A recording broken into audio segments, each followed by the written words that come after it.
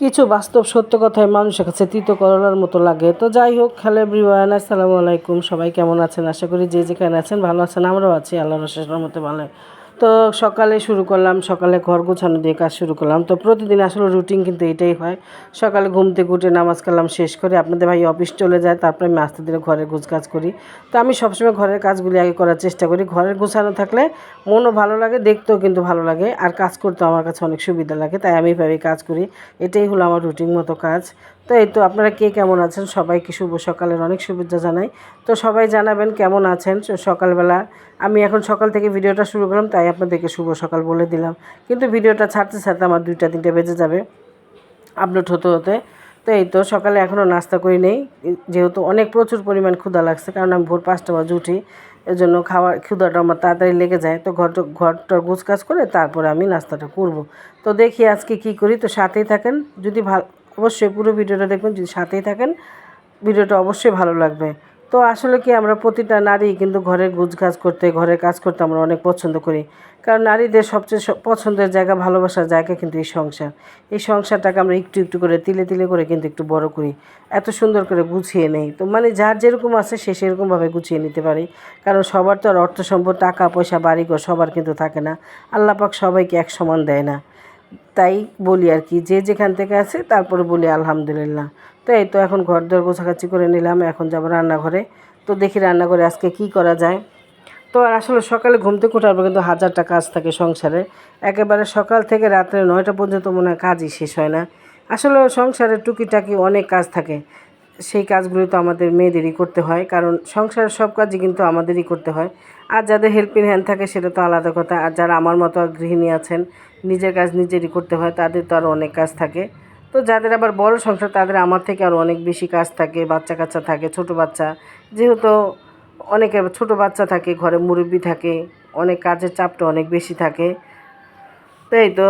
আর একটা কথা বলি, ছোট্ট একটা কথা বলি, যারা আমার ভিডিওটা এখন কন্টিনিউ করতেছেন, অবশ্যই একটা লাইক দিয়ে ভিডিওটা দেখা শুরু করবেন। কারণ ভালোবাসা দিলেই কিন্তু ভালোবাসা পাওয়া যায়, এটাই হলো বাস্তব সত্য কথা। আপনারা আমাকে ভালোবাসা দিবেন, আমিও আপনাদের পাশে আছি ইনশাল্লাহ সব সময়। তো এই তো একটা ছোট গিফট আপনাদের সাথে শেয়ার করি। আপনাদের ভাই আমার চা খাওয়ার দুধ শেষ হয়ে গেছে, চা, দুধ, চিনি, চা পাতা এগুলি নিয়ে আসছে। আর ছোট্ট একটা লাউ, লাউটা দেখতে অনেক সুন্দর কচি। আর ঢেঁড়সগুলি দেখতে দেখেন কত সুন্দর, সবুজ সবুজ, ভালো লাগতেছে, সবুজ সবুজ প্রাকৃতির মতো লাগতেছে। সব কিছুর প্যাকেটের ভিতরে সবুজ আছে, তাই একটু শেয়ার করলাম। আর এই চা পাতার সাথে না দুধের সাথে যেন এই মগটা পাওয়া গেছে, গিফট পাওয়া গেছে, মানে ফ্রিতে দিছে আর কি। এর আগেও 2টা পাইছি, তো আমার মোট 3টা হয়ে গেছে এই কাপ। তো এই কাপগুলি আসলে দেখতে অনেক সুন্দরই লাগে, তো ভালোই লাগলো, তো একটু শেয়ার করলাম। গিফট পেলে আসলে কিন্তু ভালোই লাগে। তো এই তো এখন আমি সকালে নাস্তা করব। তো পাউরুটি ছিল, পাউরুটি দিয়ে ডিম টোস্ট করবো আজকে। তো এইভাবে ডিম দিয়ে পাউরুটি ভাজলে কিন্তু খুব মজা লাগে, আমার কাছে অনেক ভালো লাগে। তো আসলে আমি একাই খাবো। তো এই তো ডিমটা দিয়ে পাউরুটি ভেজে নিব। আর আমি এখানে রান্নাও বসাই দিয়েছি, কারণ গতকালকে আপনাদের ভাইয়া পুঁই শাক আনছিল, সেই শাকটা আমি আগেই কাইটা রাখছিলাম, যার কারণে রান্না করতে অনেক সুবিধা হয়। আর যে কোনো ভারী কাজ, শাক বা মাছ সবজি কাইটা রাখলে, আগের দিন রাত্রে কাইটা রাখলে কিন্তু রান্না করতে অনেকটা সুবিধা হয়। কারণ কি, ঢাকা শহরে গ্যাসের অনেকটাই সমস্যা, যার কারণে যখন গ্যাস থাকে, কোটা বাছা থাকলে দেখা যায় ঝটপট বসায় দেওয়া যায়। তো আমার রান্নাটা কিন্তু একেবারেই সহজ। চিংড়ি মাছ দা পুঁই শাক রান্না করব। আর চিংড়ি মাছ পুঁই শাক খেতে তো আসলে অনেক ভালো লাগে। তো কেমন হয়েছে আমার রান্নার কালারটা, সবজির, তো অবশ্যই কমেন্টে জানাবেন। পুঁই শাক কার কার পছন্দ অবশ্যই কমেন্টে জানাবেন, আমার যত বন্ধুরা আছেন। তো আসলে কি, সবাইকে আমরা ভালোবাসা দিবে, এখানে সবাই মনের আশা নিয়ে একটা কাজ করতে আসছি। তো কারোর সাথে কেউ হিংসা করবো না, আসলে হিংসা করে কেউ কিছু করতে পারে না। তো অনেকে আছে ভিডিওটা দেখে কিন্তু একটা কমেন্ট করে না, কারণ কি, এটা ঠিক না। কমেন্ট কিন্তু আসলে একটা শব্দ না, এটা হলো একটা যোগাযোগের মাধ্যম। আপনি আমাকে একটা কমেন্ট করেছেন, আপনার কমেন্ট ধরে কিন্তু আমি আপনার পরিবারে যেতে পারি। তো আপনি যদি একটা যোগাযোগের মাধ্যম না তৈরি করেন, তাহলে আমি আপনার পরিবারে কীভাবে যাব বলেন? তো যোগাযোগের মাধ্যমটা আগে প্রত্যেকেরই শেয়ার করা উচিত, তৈরি করা উচিত, তবেই সবার সাথে সবার ভালোবাসা অটুট থাকবে। তো আমি চাই মন থেকে যে সবার সাথে ভালোবাসা অটুট রাখতে।